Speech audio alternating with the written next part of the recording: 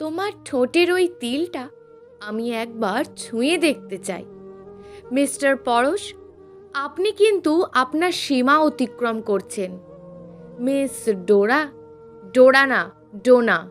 O sorry, by the way, তোমার ঠোঁটটা কিন্তু ভীষণ সুন্দর।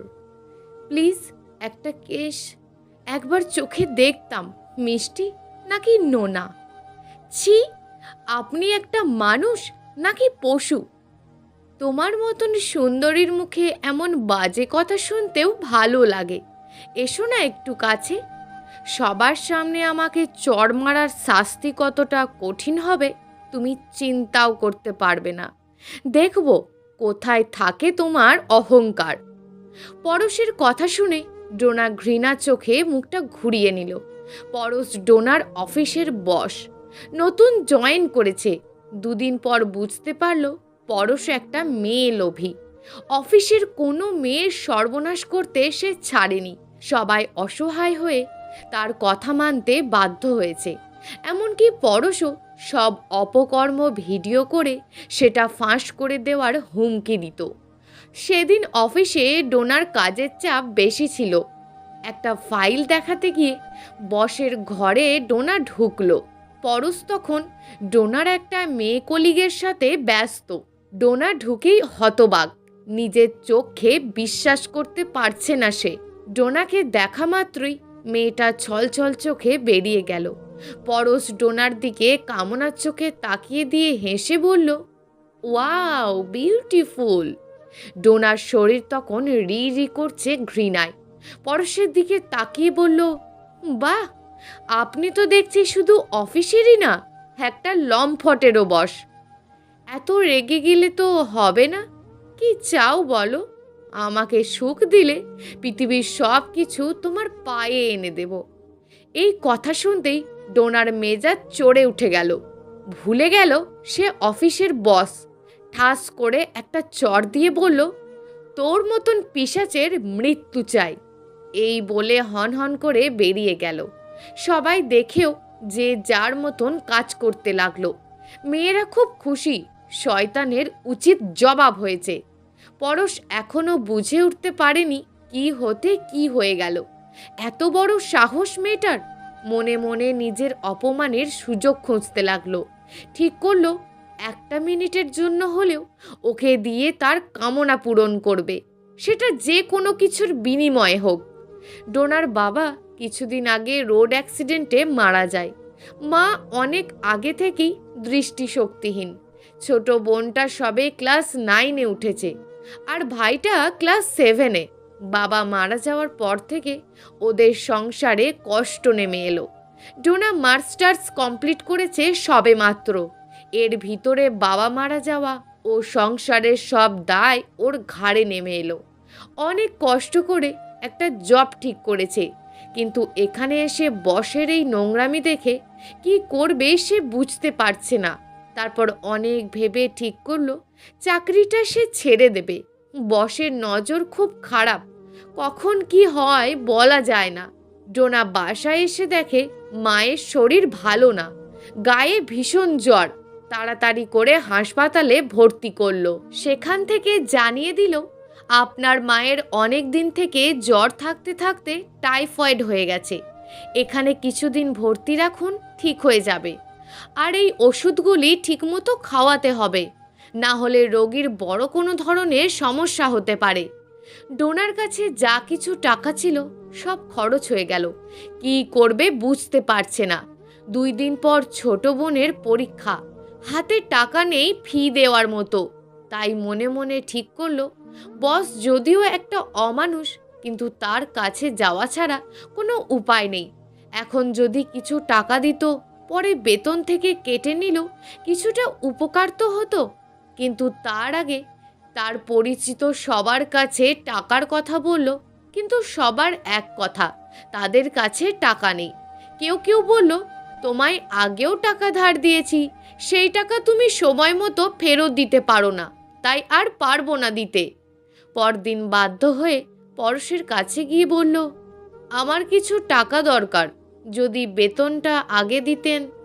পরশ এই কথা শুনেই সেদিনের চরের কথা মনে পড়ে গেল। মনে মনে ভাবল সময় এসেছে চরের বদলা ফেরত দেওয়া।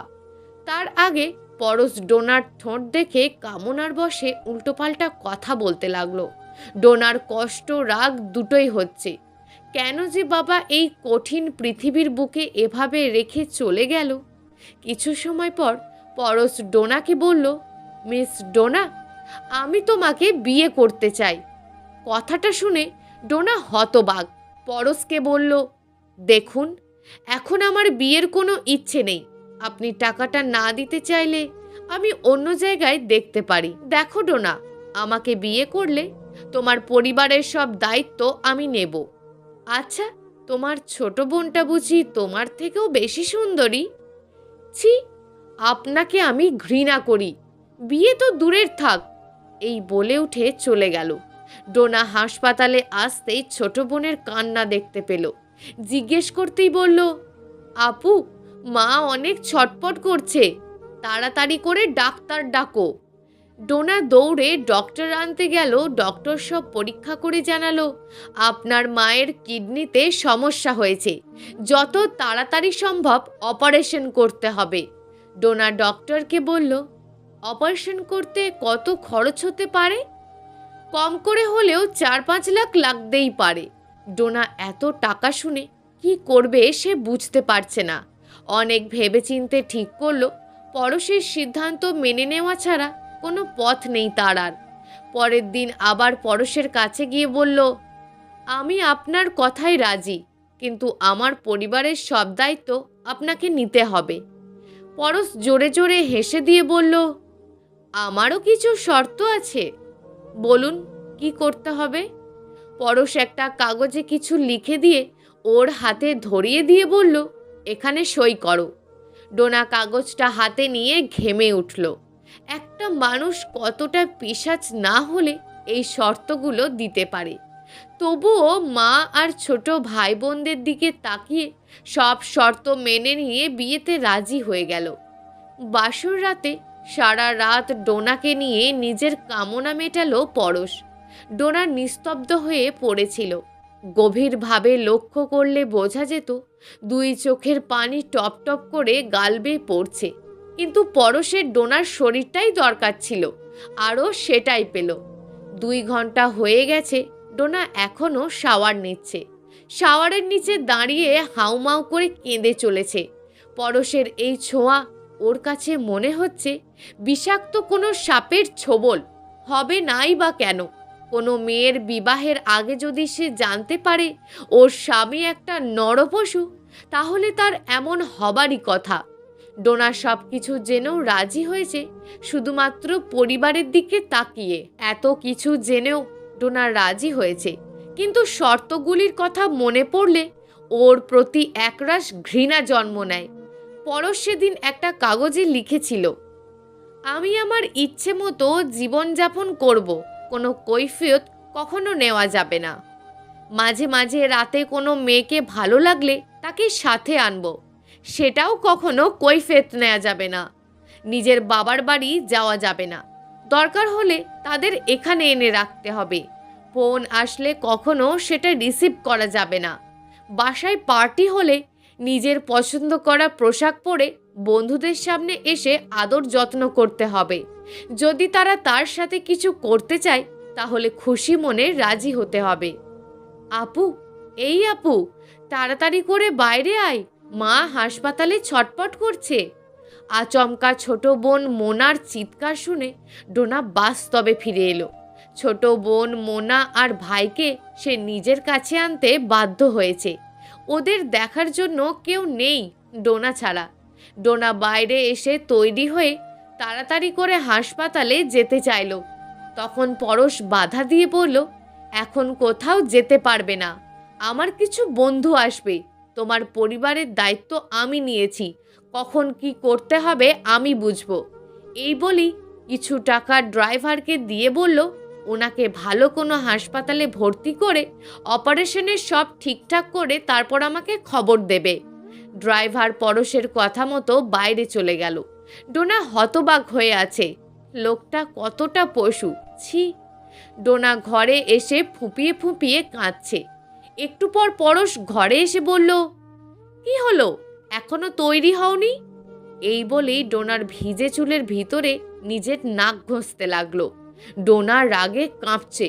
ওর দিকে জ্বলন্ত চোখে তাকিয়ে থেকে নিজের রাগ সামলিয়ে হাসি মুখে বলল, তুমি বাইরে যাও, আমি এখনই রেডি হচ্ছি। আচ্ছা, আমি কোন শাড়িটা পরলে যা দেখে তোমার বন্ধুরা মজা পাবে, আমি সেটাই পরব। পরশ খুশিতে গদগদ হয়ে বলল, ও সুইটহার্ট, আমি ভাবতেই পারিনি তুমি এত তাড়াতাড়ি আমার কথা মতো চলবে। তোমার যেটা ভালো লাগে পড়তে পারো। এই বলেই পরশ খুশিতে বাইরে চলে গেল।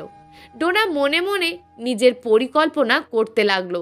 ভাবলো, আমার জীবন শেষ করেছে এই নরপিশাচ, কিন্তু আর কারোর জীবন নষ্ট করতে আমি দেব না। ডোনা সেদিন নিজেকে নতুন রূপে সাজালো। মোনা আর ওর ছোট ভাই কেঁদে কেঁদে বুক ভাসাচ্ছে। ওদিকে পার্টি শুরু হয়ে গেছে। ডোনার বুক ফেটে যাচ্ছে কষ্টে। ওর মা হাসপাতালে মৃত্যুর সাথে পাঞ্জা লড়ছে, অথচ সে যেতে পারছে না। পার্টিতে সবাই এসেছে, মোনা ঘর থেকে বের হচ্ছে না, শুয়ে শুয়ে কাঁদছে। এমন সময় পরশ লক্ষ্য করলো মোনা আসেনি। তাই পরশ ওদের আনতে মোনার ঘরে গেল। মোনা পরশকে দেখে তাড়াতাড়ি করে উঠে বসলো। বলল, আপনি এখানে? বাহ, তুমি তো অনেক মিষ্টি একটা মেয়ে। চলো, অনুষ্ঠান শুরু হয়ে গেছে। আমি যাব না। আপনি আমার আপুর জীবন নষ্ট করেছেন। আমার মায়ের কাছে আমি যাব। আপনার পায়ে পড়ি, আমার মায়ের কাছে যেতে দিন। তোমাকে আমি অবশ্যই যেতে দেব, কিন্তু তার আগে তোমাকে আমার কথা মতো চলতে হবে। তাহলে তোমার আপুকে আর তোমাকে আমি যেতে দেব। অনেক টাকা দেব, যা চাইবে তাই সব পাবে। বলো, আমার কথা শুনবে? এমন সময় ডোনা এসে হাজির হলো। ওকে দেখে চমকে গেল পরশ। ডোনা বলল, তুমি এখানে কি করছো? পরশ বলল, পার্টিতে ওদের না দেখে নিতে এলাম। ডোনা কঠিন গলায় বলল, তুমি এই ঘর থেকে চলে যাও পরশ। তোমার সত্য আমি মেনে নিয়েছি, কিন্তু আমার বোন বা ভাই না। এই কথা শুনেই পরশ হন হন করে চলে গেল। মোনা জড়িয়ে ধরে কেঁদে উঠে বলল, আপুরে, কেন করলি এমন? কেন নিজের জীবন নষ্ট করলি? ডোনাও কাঁদছে। কেন এমন করলো নিজেও জানে না। ডোনা নিজেকে প্রদর্শনী বানিয়ে হাজির হলো। সবাই ডোনাকে দেখে মুগ্ধ হয়ে বাহ বাহ করছে। ডোনা এখন অনুভূতিহীন, কিছু ওর গায়ে লাগছে না। রোবটের মতন পরশের কথা মেনে চলেছে। গভীর রাতে অনুষ্ঠান শেষ হলো। পরশ এর মধ্যে কয়েক বোতল মদ গলায় ঢেলে বেহুঁশে পড়ে আছে। সবাই এক এক করে চলে গেল। গভীর রাত। এই কয়েকদিনের ধকলে ডোনা ঠিকমতো ঘুমাতে পারেনি। আজ বিছানায় গা এলিয়ে দিতেই গভীর ঘুমে তলিয়ে গেল। ঘুমের ভিতরে ডোনা কারোর গোঙানি শুনতে পাচ্ছে, কিন্তু চোখ খুলতে পারছে না। মনে হচ্ছে শক্ত করে দুই হাত দিয়ে চোখ বন্ধ করে রেখেছে। এইভাবে অনেক সময় কেটে যাওয়ার পর ডোনা ধরফর করে উঠে বসল। পাশে পরশ নেই। কোথায় গেল এই শেষ রাতে? মোনা? মোনা ঠিক আছে তো? দৌড়ে মোনার ঘরে গিয়ে যা দেখল, তাতে ওর সমস্ত শরীর কেঁপে উঠল। হায় রে নিয়তি, আমার ছোট বোনটাকেও ছাড়লো না। ডোনা নিজেকে আর সামলাতে পারল না। সেই বিয়ের দিন থেকে বয়ে আনা ছুরিটা আজ সময় এসেছে কাজে লাগাবার। নিজের ঘরে দৌড়ে এনে ছুরিটা পরশের বুকে ঢুকিয়ে দিল। পরশের হাত ঢিলে হয়ে গেল। মোনা নিজেকে মুক্ত করে নিল ওর হাত থেকে। মোনা হাঁ করে আছে। আপু কি করলো এটা? মোনা ডোনাকে জড়িয়ে ধরে কেঁদে কেঁদে বলছে, আপু, এটা কি করলে? কেউ আসার আগে চলো আমরা চলে যাই। আপু কথা বলো, আপু কথা বলো। ডোনা এক দৃষ্টিতে তাকিয়ে আছে। পরশের রক্ত দেখছে, চোখে পানি, কিন্তু মুখে তৃপ্তির হাসি। মোনা আবার অস্থির হয়ে বলল, আপু, পুলিশ আসার আগে চলো আমরা পালাই। ডোনা শান্তভাবে বোনের দিকে তাকিয়ে উত্তর দিল, আমি চলে গেলে তুই মায়ের খেয়াল রাখিস। এই নে পরশের বিষয় সম্পত্তির দলিল। ও যখন নেশায় বুঁদ হয়েছিল ওকে দিয়ে সব কিছুতে তোদের নামে লিখিয়ে নিয়েছিলাম। আমি জানতাম এমন কিছু হবে। মায়ের অপারেশন করে চোখ আগের মতন ফিরিয়ে আনতে হবে। তোর আর ভাইয়ের লেখাপড়া শিখে মানুষ হতে হবে। মোনা সব কিছু শুনে হতবাক। ডোনাকে বলল, আপু তুমি এইসব আগের থেকেই জানতে? ডোনা আগের মতোই ঠান্ডা গলায় বলল, পরশ যদি আমাকে দিয়ে ওর খেলা সাজায় আমি কেন পারবো না? একটু পর পুলিশ আসবে, আমি ওদের খবর পাঠিয়েছি। তুই ভাইকে নিয়ে মায়ের কাছে চলে যা। মোনাকে জোর করে ডোনা হাসপাতালে পাঠিয়ে দিল। একটু পর পুলিশ এসে হাজির। পুলিশ অফিসার ডোনাকে জিজ্ঞেস করল, আপনি কেন একজন মানুষ খুন করলেন? ডোনা চিৎকার করে বলল, আমি মানুষ না, একটা পিশাচকে খুন করেছি। আমাকে অ্যারেস্ট করুন। একটা অমানুষের খেলা শেষ করেছি। একটা নর্দমার কীটকে মেরে ফেলেছি। এই বলে হাউমাউ করে সে কাঁদতে লাগলো। বন্ধুরা, গল্পটি কেমন লাগলো তা অবশ্যই নিচে কমেন্ট করে জানাতে ভুলবেন না। আর যদি আপনাদের গল্পটি ভালো লেগে থাকে তাহলে একটি লাইক করে চ্যানেলটিকে সাবস্ক্রাইব করে রাখুন এই ধরনের নিত্য নতুন গল্পগুলি শোনার জন্য।